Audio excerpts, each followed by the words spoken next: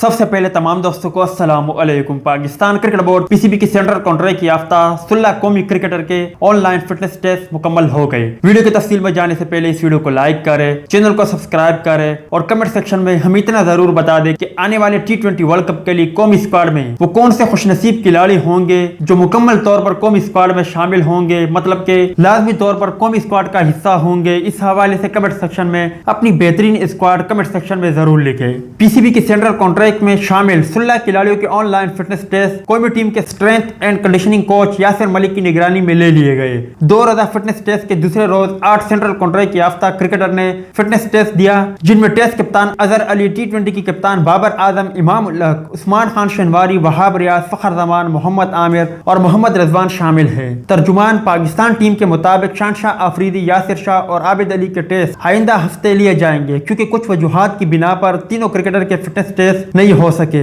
इन cricketer ने आइंदा हफ्ते टेस्ट लेने की दरख्वास्त की थी, जो टीम मैनेजमेंट ने कबूल कर ली थी। इसके अलावा नॉन सेंट्रल कॉन्ट्रैक्ट याफ्ता क्रिकेटर मोहम्मद हफीज, शुएब मलिक और नसीम शाह की भी फिटनेस टेस्ट ले लिए गए, जो कि नेशनल क्रिकेट अकेडमी के कोच सबूर अहमद की निगरानी में लिए गए हैं। दूसरी जानिब डोमेस्टिक क्रिकेटर के फिटनेस टेस्ट कल तक जारी रहेंगे। डोमेस्टिक क्रिकेटर के टेस्ट मुतालिका टीमों के ट्रेनर ले रहे हैं। तो दोस्त, ये थी पाकिस्तान क्रिकेट टीम के खिलाड़ियों के फिटनेस टेस्ट के हवाले से कुछ अपडेट। उम्मीद करता हूं आपको पसंद आई होगी। इस अपडेट के मुतालिक अपनी राय का इजहार कमेंट बॉक्स में जरूर दें।